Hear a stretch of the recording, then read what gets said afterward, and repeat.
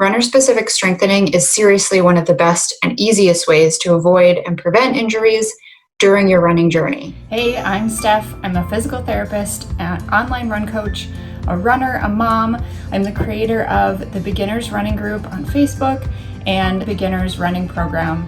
I have a love and passion for helping beginner runners and beginner again runners learn to love running, learn to be consistent with it, and learn how to get faster without getting hurt. Hey guys, ready to talk about strength training? Did you know that it is a runner's best friend for injury prevention? Let's dive in. Runner-specific strengthening is seriously one of the best and easiest ways to avoid and prevent injuries during your running journey. Here are areas that are typically weak in runners. Even if you're just walking a lot, it can start to cause problems with and breakdowns in your form, which I'll talk about a little bit later. But here are the areas themselves. So the weakness and the imbalances in the muscle causes that breakdown, and that's when injuries can occur. Areas that are typically weak are the hip abductors, so your side hip muscles. And then we have the hip external rotators, which are even deeper than those ones. And they all work together, those two, to help stabilize the pelvis.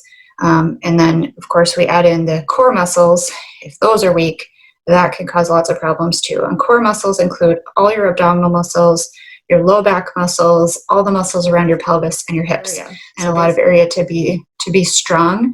But you don't have to have like a nice six-pack in order to prevent these injuries.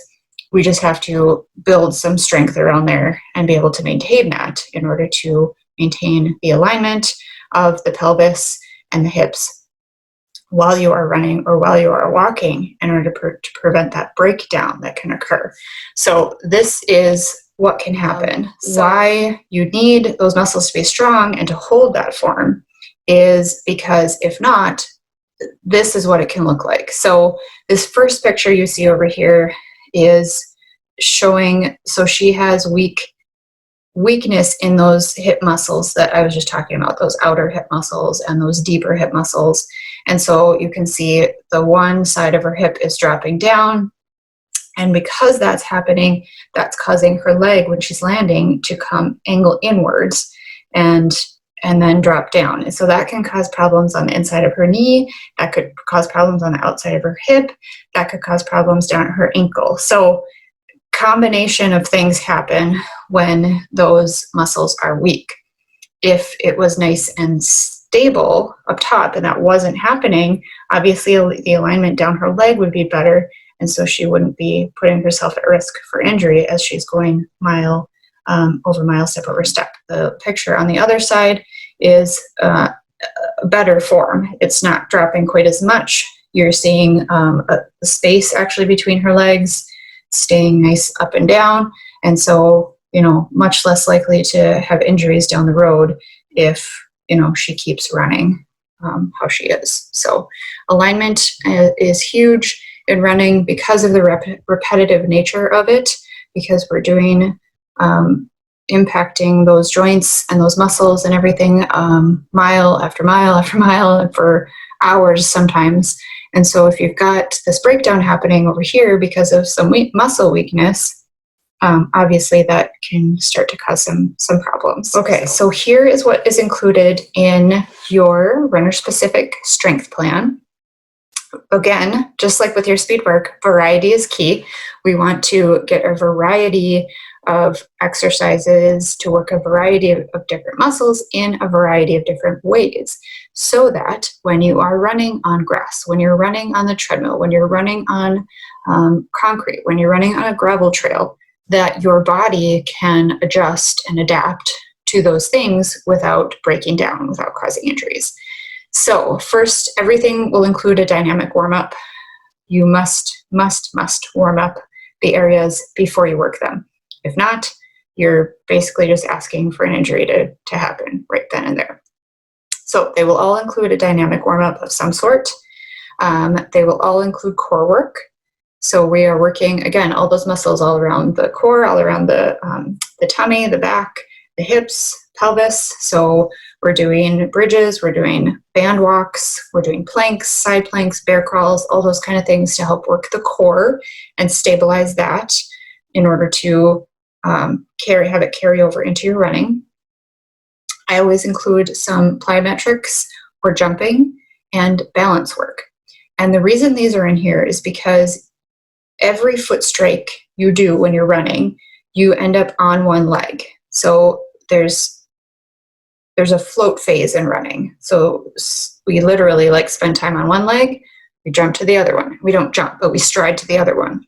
And so your body your anatomy has to deal with the forces of landing and then taking off every single time. And if, again, there's breakdowns farther down in your legs, say you've got a weak ankle or something like that, if that is breaking down every time, over time, something gives and something starts to hurt and break down. And so we have to condition your body to deal with those forces over and over again. So that's why I'm including jumping, definitely focusing more on the control and the cushioning of it. So that's why I've included runner touches, some single leg standing activities, a little bit of jumping, double leg, single leg, a little bit of lateral hops, things like that. And again, the focus is on that soft, controlled landing. So you don't have to do it fast, prefer if you don't. You don't have to jump really high. Again, it's just a matter of controlling the landing and maintaining your balance. And then I'll include circuits. And so all of the circuits will include some kind of lower body push movement. So that's like a squat or a split squat, some kind of lower body pulling movement. And that would be like hamstring work, hamstring curls, Russian deadlifts is RDL. The reason there's a push and pull for each is because we're working both sides of the muscles. So we've got muscles in the front of the legs, muscles in the back of the legs, and obviously muscles on the side of the legs, but we want to work all those areas. So that's why there's a push and a pull in each one. And same with the upper body, we've got an upper body push movements, so like push-ups, which are working obviously on the front muscles as well as your core. And then we've got some half kneeling band lifts, and that just adds in, again, a little bit of stability through the core and the pelvis as you're doing an arm movement. Upper body pull is like a row. Again, it adds in some core. We do tall kneeling, band extensions, rowing from planks, YTWs. All of these are in the plan, and they're all focused on upper body, the back of your upper body, to help keep you upright and conditioned to stay upright in good posture while you are running. So all of these carry over into that. And as always, I encourage everyone to stretch and or do some foam rolling after your strength workouts as well. And I don't want you to feel like this is going to take forever, you're overwhelmed already, you don't have time for this. Because even if all you can get in is 20 minutes, even if you can't get all 3 sets in, you can only get 2, or you can only go through half the workout, whatever you can get in, it's going to help you. So if it's 20 minutes, if it's 30 minutes, if it's 45, or it takes you an hour, take the time and get some of it in, okay, at least twice a week. So it doesn't even have to be every other day. It can only be twice a week, and you're still going to gain some strength and stability that's going to help you avoid injuries. Remember, strength training is your best friend as a runner so that you can avoid and prevent injuries. The focus on all of the exercises is to perform them with control and good form. So anytime you are starting to get tired and you're losing your form, stop and take a break. Because if you're pushing past that and you're doing them with bad form, again, you are likely to get injured. So slow, controlled, good form. Make sure you watch so your tummy is tight, so your back stays protected as you're doing them as well. So there will follow along videos, at least for you to get started with. And then once you've got the stuff down, you can just follow the plan, no problem. And as always, if you have questions, please let me know. Building strength will help make you a better runner. Stronger muscles are able to endure longer runs. By challenging your muscles in different ways through the strength training, it will make you more efficient at working make your muscles more efficient at working for you during your runs. Stronger muscles are able to provide more power for you. So speed and power go together.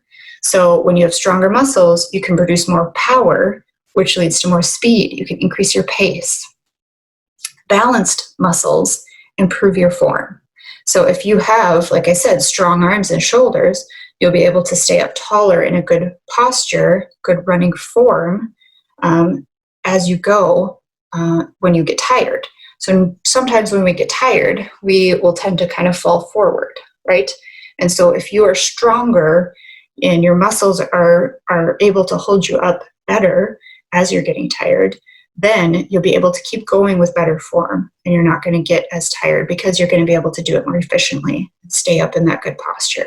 As soon as you fall forward into this, it takes way more energy actually to keep going than it does like this. So if you're able to keep that good tall posture, good form, you're going to be able to go farther because your body is being used more efficiently. Takeaway, let's do this, you guys. It is going to be hard. Again, yes, it's going to be hard. It's different. Will you complete it perfectly? No, of course not. Again, I just said that. If it takes too long and you don't have that time, do half of it.